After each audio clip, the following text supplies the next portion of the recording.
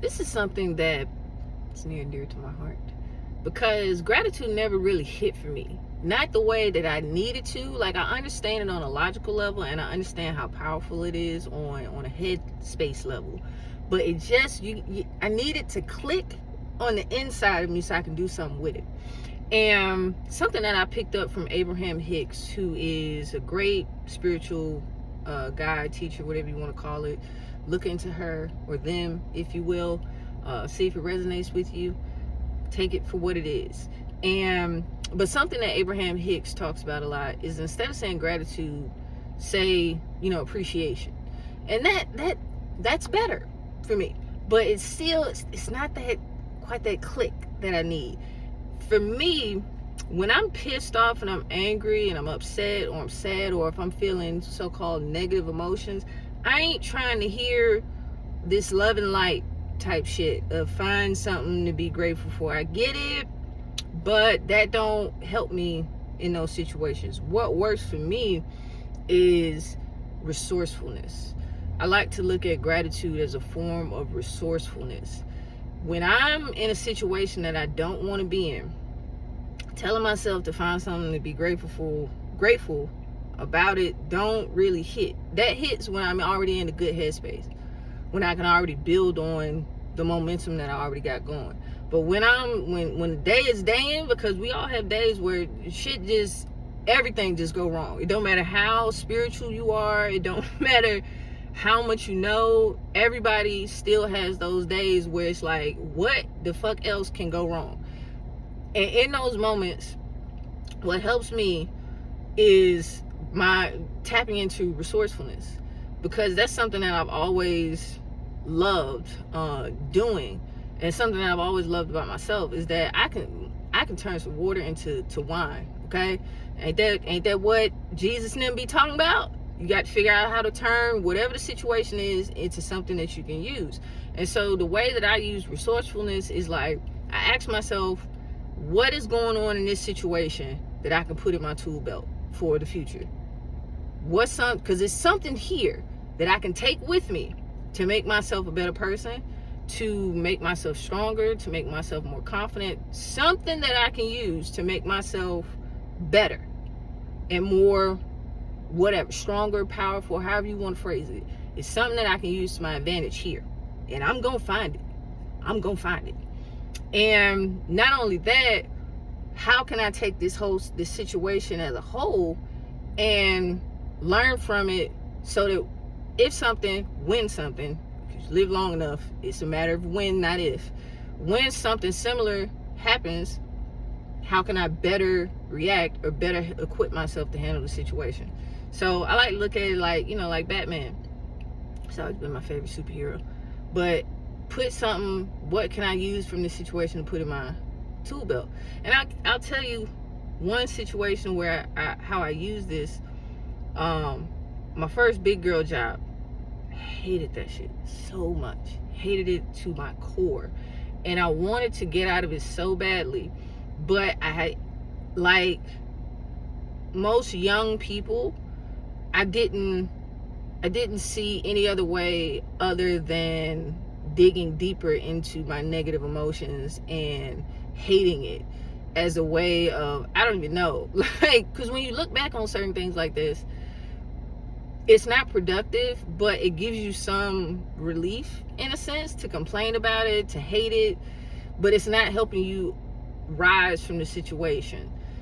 Sometimes you feel like you need to hate it so much to be motivated to leave it, but you can't get there from there. You're just going to create more negativity wherever you go, because that's the vibration that you're in. You got to find a way, a resourceful vibration or a grateful vibration, so that you can create better with wherever you're going.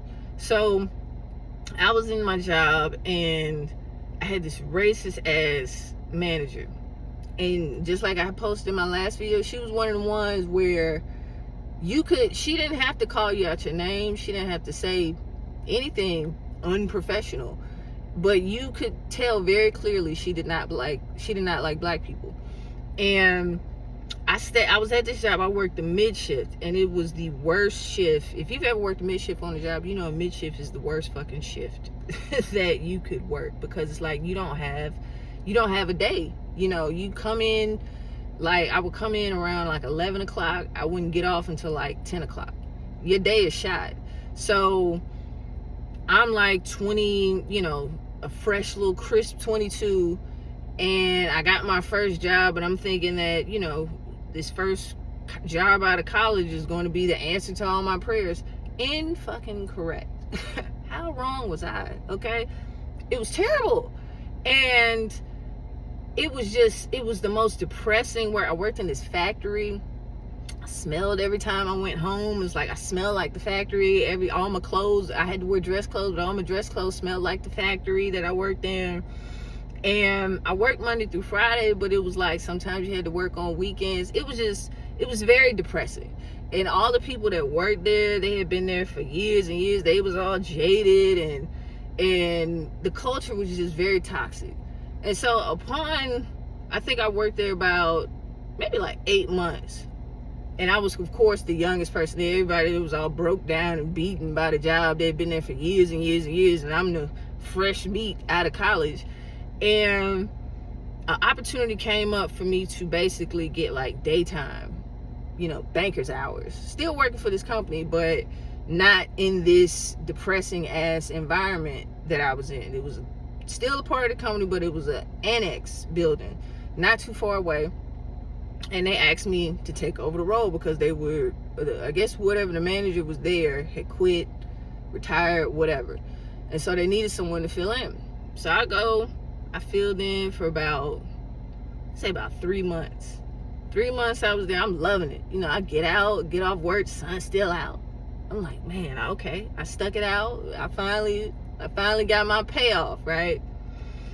And then I think towards the end of like 3 months, I'm thinking that I'm in there. You know, I ain't going back to this hellhole that I used to be in, and, you know, with all this drudgery. And they ended up taking me and basically doing a switcheroo with somebody who used to work at the plant that I was working at, and let them, who's white, this old white guy, they let him have the job, and they shipped my black ass back to the plant with all the other black folks that's been there and been beat down and knocked down and drug out by the job. And I'm talking about, this place was like, I was like, it was crazy. Cause I look at pictures of that time, and I look so sad. And it was like, the food was shitty. Everything was from a can. Everything was fried. I'm eating fried chicken, macaroni and cheese at 2 o'clock in the morning. Like, my face all swole up. Like, it was bad. But anyways, they shipped me back to this plant after basically letting me get the legs up under this other place. And I'm thinking in my mind, oh, this about to be a shoe-in for me. Okay, I'm gonna move over here, then they'll find somebody else to take my spot at the plant. Little did my dumb ass know. My ass was going back, and they was gonna find somebody else. And I'm like, how the hell you gonna bring somebody from the plant that I was at, that's already working there, to manage this one? But in hindsight, I realized, okay, I wasn't really mature enough for the position at the time, but militance was on my mind. Okay, I was pissed. I knew y'all was racist. Y'all you shitted on me for the opportunity because I'm young and I'm black and I'm stupid and this, that, and the third. And so I got a chip on my shoulder now. I'm like, you know, fuck this job. I started showing up late. I stopped, you know,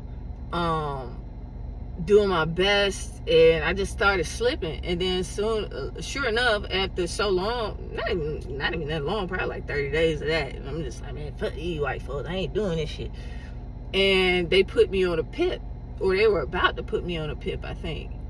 And so when you get to a place like that, you can do one or two things. Okay, you can be mature and understand what you signed up for, because the thing is, nobody forced me to take this job. And this is what a lot of black people have to understand. Not just black people, but everybody.